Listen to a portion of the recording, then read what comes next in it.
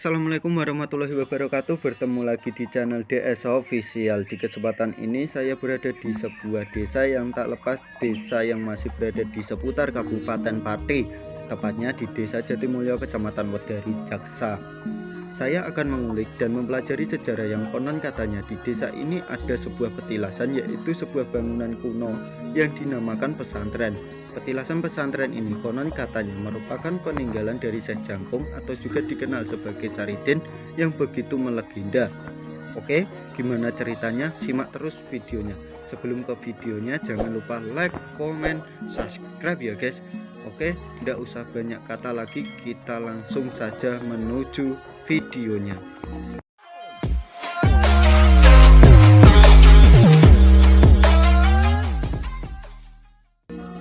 Petilasan Saridin di Bumi Lando, Jatimulyo, Pati, sejarah yang belum tersampaikan.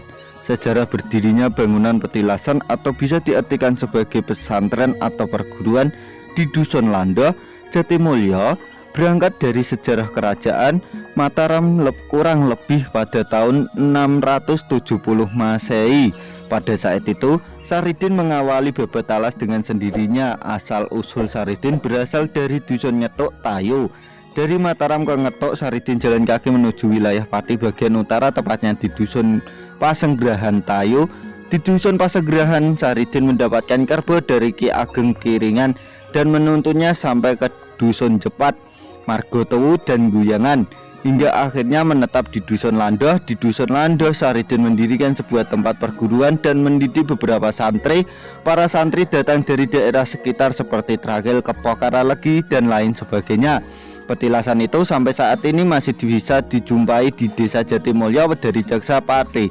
Bangunan itu memiliki luas 7 x 9 meter dan mulai dibangun kurang tembok pada tahun 1983 Masehi. Selain mempunyai kesibukan mengajar beberapa santri, Saridin mempunyai kesibukan lain, yaitu bertani. Pada saat bertani, Saridin sedang dicari istrinya yang berasal dari Dusun Wiyono. Setelah keduanya bertemu, istrinya ikut menetap di Dusun Lando. Nalika gegeblek dari Mataram, Sultan Mataram silaturahmi ke Dusun Lando bersama Retno Jinoli. Namun pada saat itu Saridin memiliki tugas untuk menenteramkan Mataram, dan Sultan Mataram menunggu Saridin sambil bertani, menggantikan tugas Saridin sebagai petani di Dusun Lando. Setelah Saridin kembali dari Mataram dan Sultan Mataram pulang, Retno Jinoli duduk manis atau ikut menetap dan kemudian menjadi istri Saridin di Dusun Lando. Setelah duduk manis di dusun ini, Retno Jinoli mempunyai murid-murid atau para santri dan membuat petanen-petanen atau pertanian sampai seterusnya. Cerita rakyat yang berkembang saat ini masih simpang siur mengenai jumlah istri Saridin. Ada yang mengatakan 2, 3, 4 dan sebagainya. Saridin merupakan anak laki-laki dari Sujina atau adik dari Sunan Kudus. Sujina berasal dari daerah seberang, datang ke Jawa untuk mencari kakaknya Jafar Shadiq. Sudah sekian lamanya Jafar Shadiq menjajah Pulau Jawa dengan cara berdagang dan lama tak kunjung pulang. Dalam pencariannya, Sujina tidak menemukan kakaknya, malah bertemu dengan Sunan Muria. Sujina merupakan wanita yang memiliki paras wajah yang cantik. Dengan kecantikannya itu, dalam lubuk hati Sunan Muria merasa jatuh hati terhadapnya. Kemudian diperistilah Sujina oleh Sunan Muria dan keduanya tinggal dalam satu atap. Suatu hari Sunan Muria kedatangan tamu yang bernama Sunan Bonang, Raden Maulana Magdum Ibrahim. Kala itu Sunan Muria mempunyai ujur untuk menghadiri acara serasean di Kudus. Sunan Bonang hanya bertemu dengan istrinya Sunan Kudus. Begitu takjubnya Sunan Bonang kala itu melihat cantiknya istri Sunan Muria. Keduanya lalu berpandangan dan Sunan Bonang merasa jatuh hati terhadap Sujina, istri Sunan Muria. Pada saat itu batin seorang wali sangat kuat, maka tidak salah kala itu istri Sunan Muria hamil. Setelah pulang dari Kudus, Sunan Muria merasa geram dan marah. Sunan Muria merasa tercengang melihat perut Sujina yang terlihat beda dengan sebelumnya. Akhirnya terjadilah sebuah peristiwa yang mengakibatkan diusirnya Sujina dari dalam Sunan Muria. Sujina merasa bingung dan merana, tidak tahu harus ke tempat mana lagi. Di tengah jalan, perut Sujina terasa sakit dan tidak ada seorang pun yang menolongnya. Rupanya Sujina akan melahirkan seorang bayi. Akhirnya jadi perut itu lahirlah seorang bayi laki-laki kecil. Pada saat yang bersamaan Sujina terjatuh ke dalam sendang Kiringan dan meninggal hanyut di dalamnya. Sedang bayi itu dalam kondisi selamat karena Pada saat Sujina melahirkan bayi itu berada di bawah pohon. Dari situlah nama Dewi Samaran muncul ke permukaan. Dewi Samaran merupakan nama tambahan dari seseorang yang bernama Sujina. Pada saat itu Sunan Kalijogo yang sedang keliling jagat dengan kebetulan menemukan seorang bayi laki-laki dengan tanpa kehelai benang pun yang melekat di tubuhnya. Sunan Kalijogo merasa iba dan memberinya pakaian gundel kotang onto kesumo atau iket. Konon bayi ini tidak merasa menangis ketika dikasih pakaian gundel kotang onto kesumo. Hanya orang yang kuat saja yang bisa memakai pakaian gundel kotang onto kesumo. Seperti itulah ucapan Sunan Kalijogo kala itu. Dibawalah bayi itu oleh Sunan Kalijogo dan diserahkannya kepada Ki Ageng Kiringan Tayo. Pada saat itu Ki Ageng Kiringan sedang asik memancing di sekitar Sendang. Kemudian datanglah Sunan Kalijogo dengan membawa seorang bayi laki-laki kecil. Dalam perbincangan itu Ki Ageng Kiringan menanyakan tentang nama apa yang sekiranya baik untuk bayi ini. Dijawablah pertanyaan itu oleh Sunan Kalijogo, nanti kalau bayi ini sudah besar saya kasih nama Sarindo atau Saridin. Dengan demikian Sunan Kalijogo bisa melanjutkan perjalanannya kembali keliling jagat. Saridin tumbuh besar menjadi seorang laki-laki yang dewasa. Dirinya memiliki saudara teman yang bernama Branjung. Branjung merupakan suami dari mbaknya Saridin. Ceritanya Branjung mengerusuhi anaknya Ki Ageng Truno Kayen, tegese anake Ki Ageng Truno hamil dirusuhi oleh Brajung. Saridin kemudian ditanya oleh Brajung, "Din, kamu ini sudah dewasa, apa kamu gak mikir nikah?" Akhirnya Saridin dicarikan calon istri yang bernama Sarini dan kemudian menjadi istri Saridin. Singkat cerita, pada masalah pembagian warisan berupa buah durian telah ada kesempatan bersama antara Brajung dengan Saridin. Brajung akan mengambil buah durian yang jatuh pada siang hari dan Saridin akan mengambil buah durian yang jatuh pada malam hari. Seperti pada umumnya buah durian jatuh pada malam hari, malam ke-1, 2, 3 dan seterusnya merupakan malam keberuntungan bagi Saridin. Hampir setiap malam Saridin selalu mendapatkan buah durian yang sangat banyak dibandingkan kakak iparnya Branjung. Branjung yang memiliki jatah pada siang hari merasa iri dengan hasil yang diperoleh Saridin. Akhirnya Branjung mempunyai inisiatif untuk bagaimana caranya mendapatkan buah durian pada malam hari. Suatu malam Branjung berpura-pura menjadi seekor macan dengan cara memakai pakaian dari kulit macan. Brajung menakut-nakuti Saridin supaya pergi meninggalkan pohon durian yang dijaganya. Namun hal yang diprediksikan oleh Brajung keliru. Saridin justru meruncingkan bambu untuk menikam macan tersebut. Macan ini kalau tidak dibunuh bisa menghabiskan buah durian, tutur Saridin. Alhasil macan itu pun ditikam oleh Saridin dan mati. Setelah macan itu dilihat, rupanya bukannya macan sesungguhnya yang dibunuh melainkan Brajung atau kakak iparnya. Secara hukum Saridin benar dalam menjaga haknya agar buah durian tidak dicuri. Berita ini geger atau riuh dan menimbulkan rasa geram dari kalangan masyarakat. Brajung rupanya telah dibunuh oleh Saridin, saudaranya sendiri, dan ketika dikonfirmasi Saridin menolak semua tuduhan itu. Akhirnya kasus ini dibawa ke Adipati Wasis Joyokesumo. Ketika ditanya oleh Adipati, Saridin mengelak semua hal yang dituduhkan kepadanya. Alhasil Saridin menambahkan geger ke masyarakat setempat.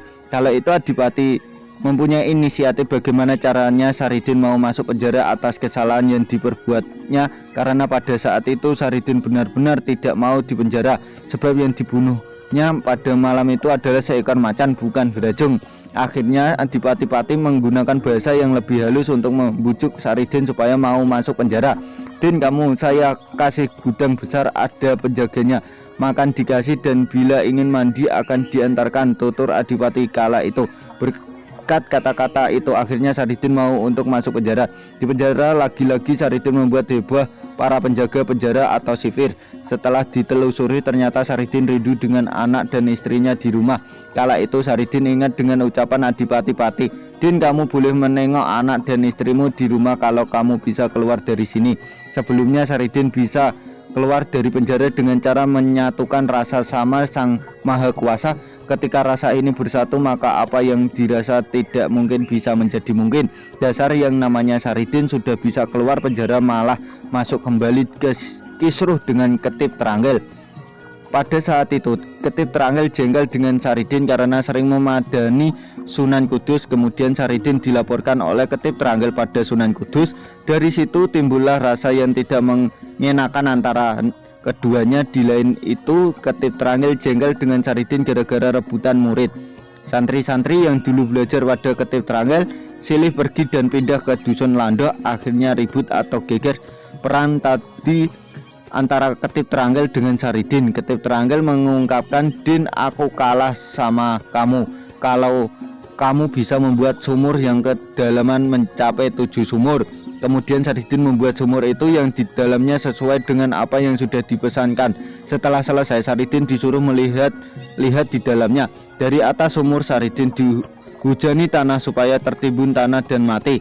Namun hal yang menakjubkan itu datang, tanahnya jebol menjadi 2 sumur dan Saridin malah ikut membantu menimbun sumur itu dengan tanah. Lalu dilaporkan Saridin pada Sunan Kudus. Setelah perang tanding dengan Ketip Trangel, Saridin menyebutkan Gundel Kotang Antokesumo tinggalannya Syekh Waloyo atau Sunan Kalijogo pada Ketip Trangel. Siapa kuat menggunakan Gundel Kotang Antokesumo kecuali hanya si Saridin. Bahkan dirinya sampai nyebrang laut tidak tenggelam hanya dengan naik daun jati. Saridin terbantu dengan Gundel Kotang Antokesumo. Disebut dengan Gundel Kotang Antokesumo karena bacanya asyhadu alla ilaha illallah atau syahadat tauhid wa asyhadu anna Muhammadar Rasulullah, syahadat Rasul. Asal usul Dusun Lando dan Desa Jatimulyo. Sebelumnya Dusun Lando itu belum ada sebelum Saridin datang ke wilayah ini. Dusun Lando dulunya merupakan alas belantara yang nekat. Setelah datangnya Saridin berubah, dusun ini mulai tertata. Kata Lando berasal dari cuplikan kisah Saridin yang suka pada buah kelapa. Asalnya Legen itu kan semisal pondohe kelopo. Berawal dari situlah dusun ini dinamakan Dusun Lando. Nama Desa Jatimulyo muncul setelah meninggalnya Syekh Jangkung atau Saridin. Setelah meninggalnya Syekh Jangkung, aktivitas belajar mengajar di perguruan diteruskan oleh para santri atau murid. Pada saat itu para santri sedang merembuk untuk memilih nama apa yang baik untuk desa ini. Dilihat-lihat tiang soko di perguruan tersebut terbuat dari kayu jati murni. Maka suatu saat nanti kalau ada rejon atau ramenya zaman dikasih nama Jatimulyo. Gelar Syekh Jangkung dan kisah Kebo Dungkul.